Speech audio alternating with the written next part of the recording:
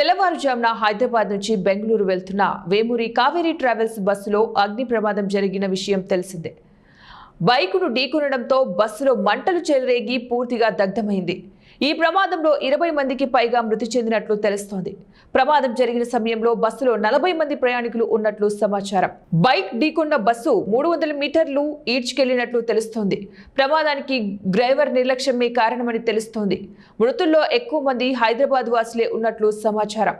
ప్రమాదంలో మరణించిన హైదరాబాద్ వాసులు వీరే: శివ గచ్చిబౌలి, గోర్లియా ఎల్ శ్యామ్ గచ్చిబౌలి, అశ్విన్ రెడ్డి బీరంగూడ, ఎం సత్యనారాయణ, గండి మైసమ్మ, సుబ్రహ్మణ్యం, బహదూర్పల్లి, ప్రశాంత్ సురారం, గుణసాయి సూరారం, ఆర్గా బందోపాధ్యాయ్, మియాపూర్, అంజోదూర్ నవీన్ కుమార్, వనస్థలిపురం, గూండా వేణు, చింతల్, శ్రీహర్ష, నిజాంపేట్.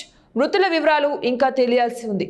ప్రమాదం జరిగిన సమయంలో హైవేపై వెళ్తున్న వాహనదారులు కూడా సహాయం చేసినట్లు బస్సు నుంచి బయటపడ్డ ప్రయాణికులు చెబుతున్నారు. బస్సు డ్రైవర్ ప్రయాణికులను అలర్ట్ చేయలేదని, కనీసం అలర్ట్ చేసి ఉంటే మరికొంతమంది ప్రాణాలతో బయటపడేవారని అంటున్నారు.